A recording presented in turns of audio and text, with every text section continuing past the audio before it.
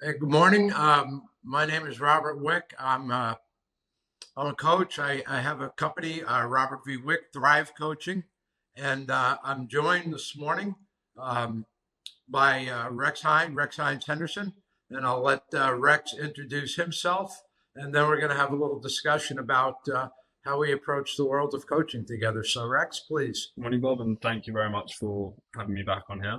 I'm a trauma reform master coach working in holistic sobriety with high functioning people, and I've been doing it for about 3.5 years now.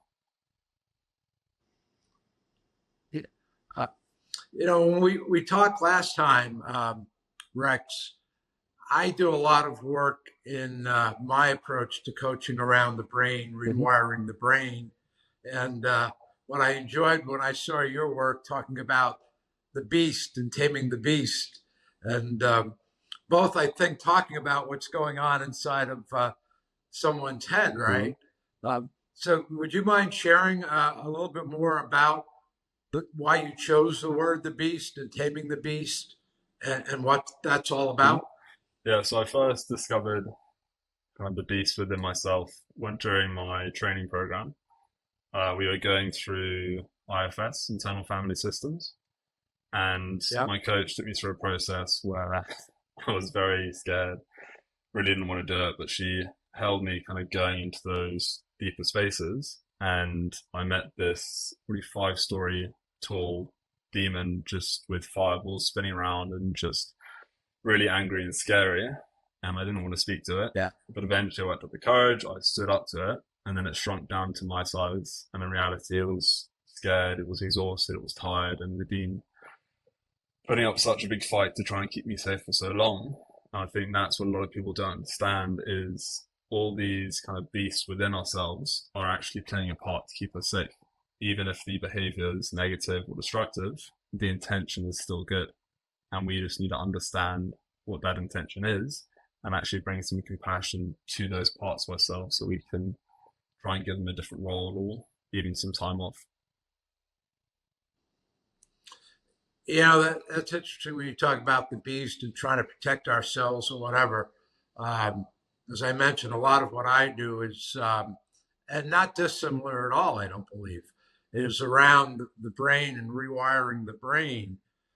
Because what I learned is the brain and how it stimulates some of our reaction or that inner voice that we Mm-hmm. all have inside our head.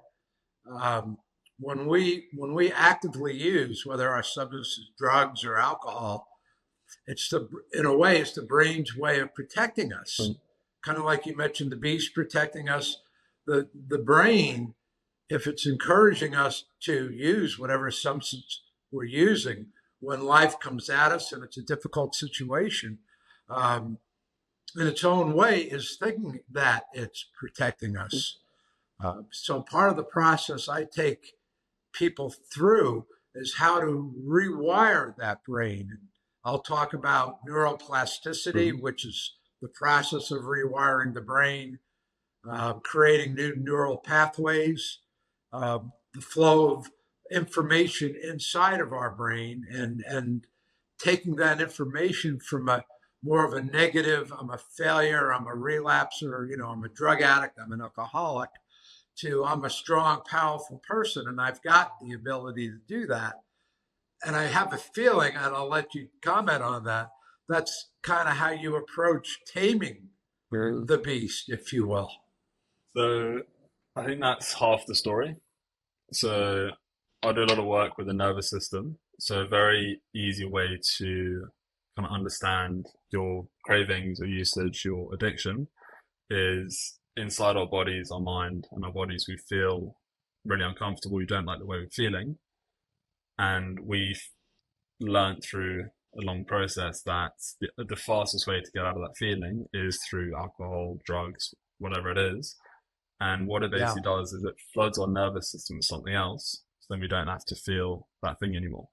And that's why I focus mostly on getting into the body, creating safety within rather than kind of focusing on the brain side of things. Because then once we feel safe in our bodies, even if our head is going haywire and we're thinking, oh, we need to do this. We need to go and get another bag. We need to get another drink. I can't deal with the situation.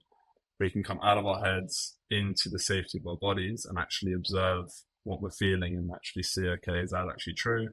What's causing me to feel this way? Okay, I'm feeling anxious. What can I do to try and relieve some of that anxiety, rather than just trying to think you out of it constantly? Let me ask you this, because I have some thoughts around it. What you say sounds easy, right? How do you, through your coaching with someone, help them instill really the power to be able to do that? Mm-hmm. I mean, when things are going haywire inside, life's coming at us, we have that immediate compulsive reaction to use Mm-hmm. whatever it is you're using. How do you teach a person or coach a person to consciously, I guess, control that situation or that craving for the usage? So there are a few different methods, but one which I teach to every client it's called the B.E.A.T method. So B is, okay, in your mind, make the decision. So you go and get that drink, get the bag, whatever it is. How does it feel in your body? How does it actually make you feel? And the E is, what effect is this going to have on me?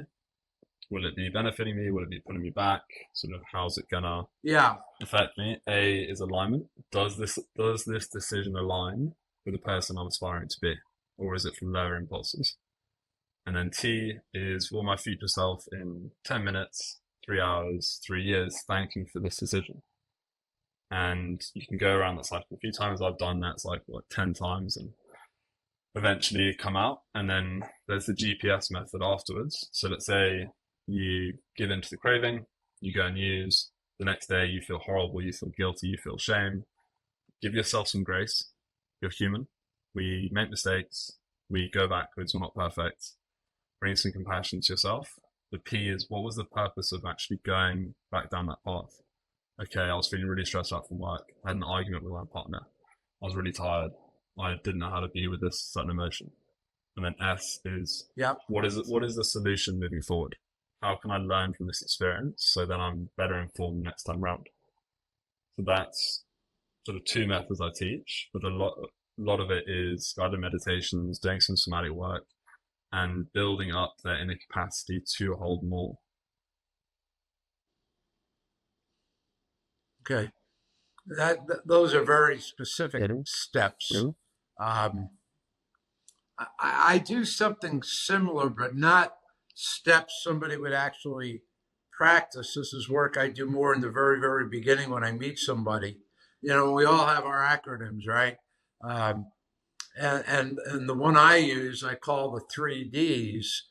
And that's in assessing where somebody is at the very moment I meet them. And to find out the 3Ds being desire, dedication, and discipline. And I'm curious to have you comment on that in a bit. But when I first meet somebody, before I want to take them through, or like you, take them through the process you just described, I want to find out where they are in their, I guess, frame of mind to spend time with me as a coach and to earnestly move forward. I mean, is their desire to work with me based on a desire to quiet the noise at home because their wife's on their case or the husband's on their case or the business partners are on their case? Or is this desire really because they've arrived at a point that they know they have to do something? So I want to assess that desire. Then, the dedication. You and I, we spend a lot of one-on-one time with the people that we work with. And we have to give them at times direction. I view my role as being a good listener and let them get a lot of things out that are inside of them. I find a lot of people have the answers inside of them that they're looking for. They just need the right circumstances, the right coach to talk that out with. But how dedicated are they to do the necessary things on a daily basis going forward? And what I mean by that daily basis, the work we're going to do together, because at some point, our work as coaches is going to end and our client's going to go out on their own. And in your case, hopefully have that acronym inside of them to, when something happens, how to respond or question what they're doing. And I call that, the discipline side of it. Do they have the ability to discipline themselves at some point in time? So my approach is somewhat different in that you have very specific steps, those three that you just described, where I'm focusing on how they talk to themselves, that voice inside their head. And it's probably similar in a way because you're teaching them how to respond to a circumstance, right? In the way you just went through it. I'm trying to get them to rewire that inner voice to one of, yeah, when life happens and my immediate reaction has always been to pick up the drug or the drink, that voice inside of my head is going to tell me, no, time out, Bob. You know where you are. You know what you're capable of. And you don't need to react like this anymore because you are a strong, valuable person. And you're not going to do this to yourself again because you know what the consequences are going to be. So I think that, they're similar to some degree because I know through my experience, I was a chronic relapser for a very long time and went through a lot of therapy and did a lot of work at different treatment centers. And it wasn't until I believed in myself and what I was saying to myself started to change. And I really believed what I was saying to myself. For a long time, it was a lot of crap. I was telling myself what I needed to hear at that time, and you're okay, whatever. But it's the shift to get the person to believe that. So in your work with somebody, how do you get them to believe in that acronym that you just described so that they have that inner strength when they're on their own to react the way they need to react? So we build up to that. So the first thing I take all my clients through is understanding the nervous system, how it develops, and also the window of tolerance, and how different situations, different circumstances will make your window a lot smaller, and then teach them how to actually expand that window through grounding practices, through learning what their triggers are, bringing them back in over time. And then as they gain more of an understanding of their actual window, they can notice when they're beginning to go out, when those thoughts start coming in, other things they can do on top of the B.E.A.T framework to help them get back into the window so they can make a more informed decision and actually move forward in alignment with who they're becoming to be. Got a question for you. Do you feel that that method there of trying to talk themselves out of it and tell them what they're capable of and they know what the pathway is if they go back, do you not feel that's a bit of kind of fear mongering? That's based on fear. Say that one again for me, please. You said the 3Ds, and one of them is the discipline. And you said you had that scenario of, okay, I know what I'm capable of if I go back. Do you not think that's more based on fear than possibility and potential? I think it has been historically more fear. I know for me, it was always fear. And this is where it can be challenging at times.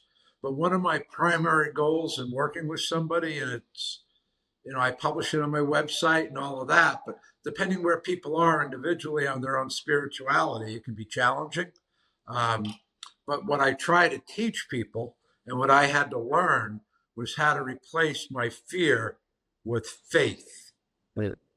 And, individuals, everybody's different on their faith, from people that are devoutly religious, God-fearing, whatever, to the complete agnostic. So you kind of have to feel out where a person is on that. But when I personally got to the point, Rex, where that inner voice was changing from my worst enemy to kind of that middle gray area to becoming my real positive inner voice, the ability to consciously replace that fear with faith began to take hold. But for me, it was a process. I find the people I work with, it's a process because kind of just saying, okay, I'm not afraid. I'm turning it all over to my faith. And that faith can be God, a higher power, whatever you want to call it. Initially, that faith might just be belief in yourself. Uh, for me, it was a process and it took time. But after I avoided enough serious relapse thinking or serious relapse initial response when something happened, and I got through it and I was able to exhale and move on. Um, yeah, my ability to replace the fear with the faith became stronger. But it sounds so easy to say, yeah, just replace your fear with faith. It's not. And as you know, every individual's different, Mhm. right? So, Yeah, and I've had a bit of a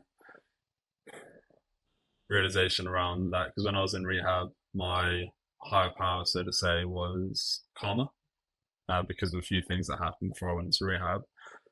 But then yeah, I felt after working the steps, having a few months of sobriety, I felt that having done all of this work myself to give faith, karma, your higher power the credit felt very not really unpleasant, but as if it wasn't actually me who did it. I was giving it all away to someone else and they were getting the credit. When in reality, I've done it. I've a lot of belief in myself. I'm the one that's put in all of this work. I'm the one that's responsible for myself for the rest of my life. It's not some divine entity. And I feel that realization, that mindset shift has empowered me so much more and allowed me to want more and achieve more and start chasing a deeper understanding. I think we both probably personally, not probably, did go through the same process. For me, after so many years of relapse behavior, um, my my confidence in myself, my belief in myself was very weak. My self-esteem was lower than I actually realized at the time, and going through the process, learned how to work on that. Um, so, Rex, do you mind backtracking a little bit and picking up? Yeah, I'm trying to It was remember the what I said. fear with the faith, and I think I had talked to. Yeah, yeah. So, do you not think that the 3D method you're using, and you mentioned that if someone has those intrusive thoughts, those cravings, that full body pull towards that bottle, that bag, whatever their addiction is, and they're saying to themselves, "Come on, Bob, come on, Rex, you know what's possible Yeah, if you go backwards. Let's don't do that today." And do not feel that you're almost putting all that fear in a backpack and lugging it around with you, looking for a different outcome for a new horizon while still carrying all of that weight with you. yeah. Um, I know personally. I went through some starts and restarts and made some mistakes over time in early sobriety. Um, but at some point, I'll share very quickly why I do and if I go too long, Sergio can edit it out, but why I do the focus on the brain. When I was in a treatment center, I came across a doctor. I don't know if you can see this article, and she was the author of the article. And what it Yeah. says is healing the brain is the key to treating addiction. And I was a place called Karen Treatment Center down here in Florida. And through the treatment, they put a cap on my head with 19 electrodes. And in essence, what they did was take pictures of my brain. And the outcome of that was one day they showed me 3 pictures of my brain. And in one in particular, they showed this shaded spot. And they said, Bob, that's where the disease of addiction physically resides in your brain. Now, I can be a bit of a smartass, a little sarcastic, wise guy. And I'm like, are you kidding me? I mean, you're trying to tell me.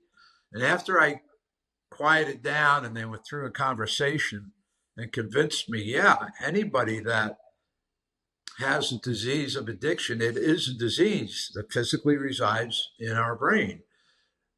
The good news, if you will, it's a disease that can be treated. And that's what you and I do, or 12-step programs, whatever. We can treat that addictive disease. For me, that was the beginning of my true sobriety and my true belief that I could remain sober, was understanding, yeah, I got this disease in my brain. It's manageable. But for me, it helped explain a lot of that relapse activity. And why was it I could never stop drinking for extended periods of time? And it wasn't an excuse for my behavior. Nobody made me pick up the drink. But now I understood more about what was going on. And so I kind of overlap that a little bit with understanding I got this disease. And then if I can rewire that crazy thinking and take some of my fear and turn it over to my faith, that was a combination which at the age of 64, this was 8 years ago, allowed me to begin to live a sober life. So, those defining moments and how we get there, it was all a combination of that desire, dedication, and discipline leading up to that event. But do you share kind of your journey when you're working with somebody, how you got to where you are today? And because I know I applaud you on your website, you kind of have a before picture from 4 years or whatever, how long ago, to where you are today, right? And it's a pretty cool change. Yeah, so I do share quite a lot about my own journey to help clients understand that they're not alone. I've been through it myself, and I kind of understand on an embodied point of view of what they're going through, where they're at, what challenges they're facing. And it kind of leads into the question I was going to ask you of what was your reason to get sober? And it sounds like we both have taken our reasons into what we do with clients. For yourself, it was the 3Ds, understanding the brain, that really changed everything for you. And I'd be interested to know if you think the disease is still there even after doing all this neuroplasticity work on yourself. But we can get to that in a bit. My main reason for getting sober and going into rehab was I needed to know why. Why I couldn't stop on my own, why I kept going back, why I was just going around in circles. And went into rehab, and I believed I was born that way. But I now realize because that allowed me to release the shame and the guilt of not being able to do it on my own. And then we had process groups every morning in rehab. They're incredible. We start talking, we open up, we actually start unpacking the stuff inside of ourselves. And I cried for the first time in years. I actually started to understand my emotions. But then in the fellowship, I wasn't getting that process. Yeah. So that's why I got into coaching, is to deepen the understanding of myself and do a lot more healing work. I went through something similar. I had that brain experience when I was in rehab. That was 2017, and 5-6 years went by. Staying sober, that voice would still pop up in my head, telling me things I didn't want to hear. But at least now I was conscious of it, and with some effort could control it. But the second part of my journey was about 4 years ago, I hired a personal coach. Long story how that came about, but in any event, and I worked with him for 6 months, hour and a half every week for 6 months. And through the coaching process I went through, and not knowing initially this is where he wanted to take me. What happened for me, and it's a big part of what I do today in coordination with that whole brain thing, was I discovered I was in and out of AA meetings for almost 30 years. So 35, I'm 62, whatever, you can do the math. But something wouldn't allow me, Rex, to give up. Something kept bringing me back, no matter how many relapses I had, and I had a lot. I never gave up. And whether I came back to AA or a different treatment center or whatever. And what I discovered and what I believe, and I think you and I are both living examples of it, that thing of I wanted to find out why, what the hell's wrong with me? What's going on? Why we didn't give up? Because inside of us, we have this inner hero, this inner champion that, for me personally, I think was with me my whole life. And during my active alcoholism, I lost touch with that other Bob Wick, that good, solid, caring guy that was always there. But through all my drinking, I lost touch. When I was drinking, I lost touch with everything but my drinking. But and that coaching process through a 6-month period, the outcome was I rediscovered that other Bob Wick that had always been there. And it gave me an understanding of why it was that I never gave up. Karen's a high-end treatment center, what they call them here in the States. They're expensive as hell. I had been to 5 others before I got to Karen. So I was writing big checks, go for a 30-day program, leave, relapse, and then ultimately I'd come back again. Like, what's going on? Because on paper, it didn't make any sense. What's wrong with this guy? He's, right? The rat in the maze and keep coming back. So that, when you talk about trying to figure that out, and I don't know if you personally had a similar experience in rediscovering yourself. So I think you hit on a very key point there with you go to these treatment centers, you stay there for 30 days, you leave, you relapse, and you repeat.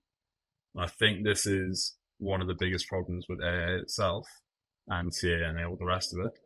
They keep getting told to come back. And then you'll work this time, you just have to work it harder, you have to do this. But that's the definition of insanity, is repeating the same thing over and over again, expecting different results. And it sounds like everything shifted when you went to the high-end treatment. You tried something new, the new information, new process, new rest to it, and it shifted everything. And I knew I used to call it a problem for about 2 years, that I could only recognize when I was high. The next day I wake up, I think, it's fine. I don't have to tell anyone I can do it. I'll get better this time. And that cycle was repeated for 2 years until one day I was heavily in debt over my overdraft. Called my brother up and said, look, can I borrow £500 so I can get on my overdraft, get a couple of bags so I can drive home? And it's the Rex, I thought you stopped. I was like, yeah, I did, but I've started again. And he said something which changed my life. He said, look, it's amazing. You've managed to stop. You've had success. You've had a couple of weeks, couple of months, but it hasn't stuck. Do you think it's time to get professional help? And because he recognized and acknowledged my attempts and then left the decision up to me, I felt like I could breathe and I could actually do it, and I wasn't being forced into it. Do you think it was just the fact that he brought it up, he was aware of it, and you could look him in the eye and say, yeah, you're right? Like it was out in the open? So I'd been wanting help for a long time. I even thought about an online CA meeting, but I could never bring myself to do it. And because he recognized my previous attempts and wasn't shaming me or shunning me, I felt that I could actually speak to him, open up. And I used to say I was this really tense big balloon that suddenly just popped. And I could finally just relax and say, okay, I need some help. I want some help. I want to understand why. And that was the reaction I had when they showed me, here's where the disease lies. One more comment, and then I'll ask a final question in the interest of time. The ability to raise our hands and ask for help. And I know you understand this, but, especially I work with a lot of people of similar age to me, so 50 plus, whatever, highly successful people, high powered people, whatever. But we don't have the ability to raise our hand and ask for help, because we do, we believe people are going to think we're weak. Now, if I have to go out and ask somebody for help, me, Bob, Wick, Superman, saying I got a problem, they're going to think I'm weak. And boy, once I was able to do that the first time, Rex, was somebody close to me saying, yeah, I really need help. It was a game changer. Sounds kind of that similar experience to what you had. Mm-hmm. Yeah, and during my training, I had learned the phrase that true strength is in the courage to be Right. vulnerable. Good one. Yeah. Yeah. But for people like us, it's hard to be vulnerable. The last thought I had for you, because people are watching us in a dialogue, and we both want them to be aware of what we do and our coaching styles and all that. Kind of two-part question. One, what ultimately made you want to start doing the coaching work you're doing? And the second part of that question is, when you work with somebody who in the beginning maybe is in really a difficult place, and eventually you see the progression and you kind of bring out this new person through your coaching efforts, what that feels like inside. Ooh, love that second question. And the first one, when I was in rehab, I was started to think about becoming a psychotherapist, but then I didn't have the grace to get into uni. It was 3 or 4 years. I wasn't ready to make that kind of commitment. And as I said, I got into my certification program to better understand myself, and through that, I had to coach 300 hours to be master coach certified. And I developed this real deep love for helping people uncover themselves more clearly and sort of get to know themselves better and actually understand why they're doing certain things. And it brings me such joy seeing people in resistance, and they're there, they don't want to go down to that deeper level, but we keep lovingly prying and poking and encouraging them to go down, and then they have this big realization that starts to open up, and it's almost as if all the pieces are starting to fit together. And that's kind of why I love doing this work. And the second one, whenever someone works with me, from the moment I see them, I see their potential. See, okay, they're blocked because of this, and this, but I can see what all the potential they have within themselves as that starts to emerge, and they gain a lot more confidence in themselves. Filled with this immense joy and pride, and seeing them almost stepping into these new shoes and being able to put boundaries in place and live a life that is authentically them without worrying about what everyone else is going to think. Very happy. I can see it in the smile on your face. I'll answer the same question. I was about 68, 69, and, I'm hiring a coach, right? And it's somebody I knew, and we were coming out of a meeting one night, and he says, "Hey, Bob, I'm starting this coaching business. Would you like to be kind of the first person?" And I knew that I had a lot of respect for him, so kind of flippantly, or kind of wise guy, like, "Sure, I'm in. I'll give it a try, whatever." As we were getting maybe through the 4th month of the coaching work, and there were 2 other people involved in working with me kind of on the side, well-known people here in the States, coaches, motivational, one's an old rock and roll Hall of Famer that's been in AA for like 50 years, right? They collectively came back and said, "Bob, you've told us your stories and all the people that can buy your house and all the people that you've helped out, and you seem to attract people with your natural personality. You ought to give some serious thought to proactively becoming a coach and doing the work that we're all doing here together." And, I had kind of known that people would come to me for help, friendships, or people I'd meet in an AA meeting, or fellow people in a treatment center who would come to me for solace or advice, whatever you want to call it. But yeah, when they pointed it out, I said, yeah, I have an ability to be of help to people. So I went through and got some certifications, some more initials to put after my name. But I learned an awful lot, through that training. And, the second part of the question, what do we get out of it? And again, I'm working with people similar in age to me. So they've had long, full life experiences and a lot of tragedy and a lot of success. And to see them finally get to a place in life where they can exhale and kind of look themselves in the mirror and go, you're okay, you're doing the right thing. This is kind of a new phase for your life. Man, I don't know how to put it into words. That fills me up. It just fills me up. And, I have my moments where that voice will chime in and try to get me sidetracked or bring me down or whatever. And all I have to do is think of some of the people that I've helped in the role of a coach, and I'm good.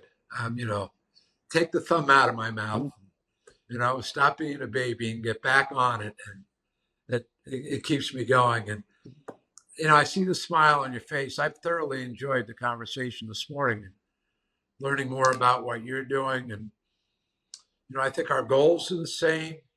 Our approaches are a little bit different, but not as different as maybe as I thought initially. And I hope people that are watching this get some benefit out of it. And respectively, where we live, if they need help, we'll reach out to us both. So thank you, Rex. Thank you very much, Bob. And if we have time, I'd love to ask you Please. one last question. Is you keep saying that this voice pops in every now and then, and you contain it, you try and outthink it. Have you ever tried to understand what it's actually trying to say? Nothing more than beyond my understanding today is it's a defense mechanism when it chimes in. It's my brain trying to protect me. But through the process of neuroplasticity and the neural pathways, I've brought enough positive information into that brain that when it does chime up with an odd thought,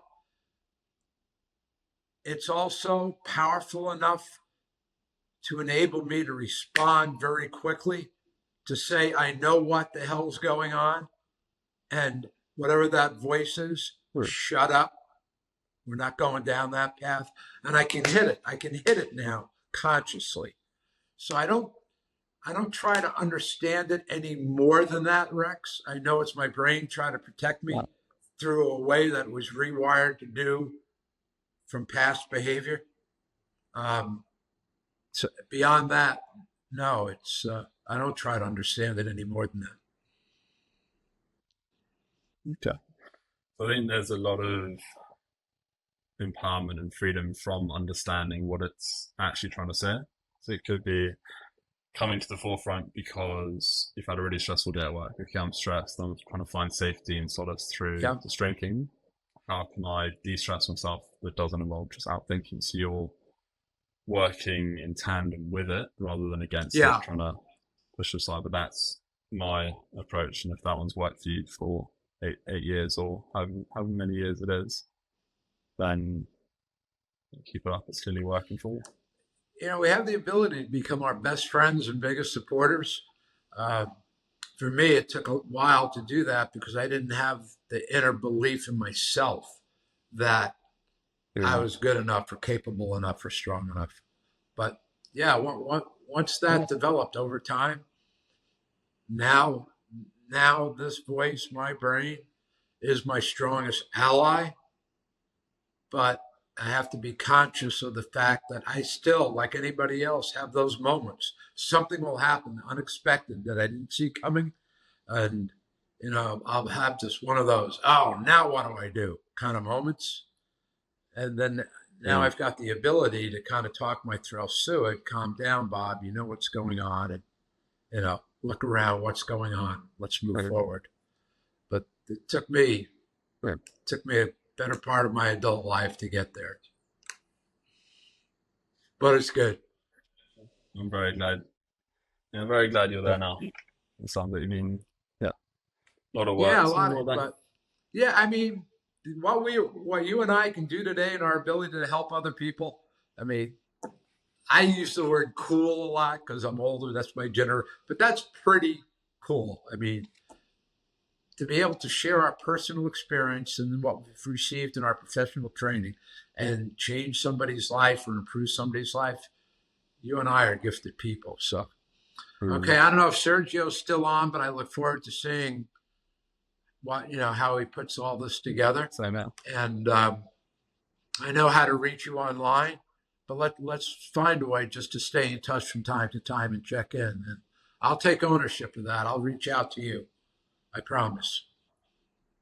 I look forward to it, Bob, and thank you very much for having me on Okay. here. I really So enjoyed did I, chatting with you. Rex. So did Fun. I. Okay. Thank you.